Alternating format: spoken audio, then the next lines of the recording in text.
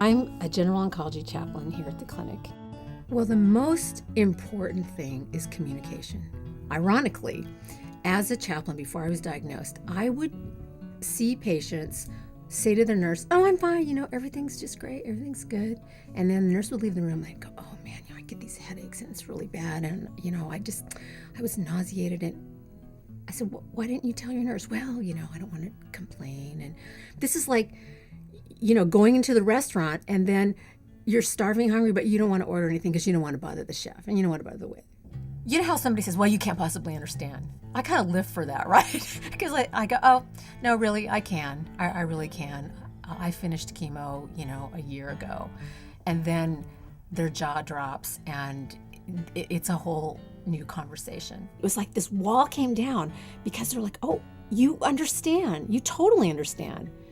And when I had a portacatheter for my chemotherapy, sometimes patients are very squirrely about that and they don't want to do that, and so they get peripheral sticks.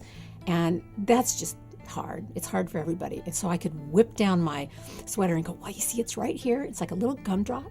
They just put the needle in it. It hardly hurts at all. It's so easy. You don't get stuck." The nurses love me for this. The very first time you come, and I include myself in this, because you don't know what it's going to feel like.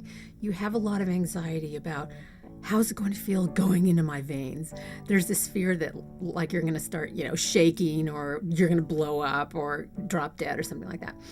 So chemotherapy is very anticlimactic. Usually they pre-medicate you. So, you don't feel nausea. I didn't feel nausea. I was like, "Well, did I get it? Did you actually give it to me?" But then after about a week, you start to feel it. Sort of tired, sort of low-grade nausea all the time. About 2 weeks after I started chemo, and I was on a chemo where you don't lose your hair, I was in the shower and I was shampooing my hair and putting on conditioner. I'd put on conditioner. I used to run my fingers through my hair like this. Ran my fingers through my hair, and I had a handful of hair. It was like a bird's nest. I never do that. I don't even do that anymore. I just gently pat it down. Once I got smart and was communicating with my healthcare team, like, okay, this is going on. They said, "All right, here's all the different antiemetics, anti-nausea drugs. It's like a buffet, and we'll give you, say, 5 of them. And you just play with them and see which one works for you." And I love that because it recognizes that everybody is different. And what works for, you isn't going to work for me. So, and it also gave me a lot of control. My husband is this wonderful, positive ray of sunshine. And so to have him in the room sitting there, and I would be all apologetic at first, like, "Oh, I know you're really busy and you're running your lab and you've got this," and he'd say, "I just like to be with you."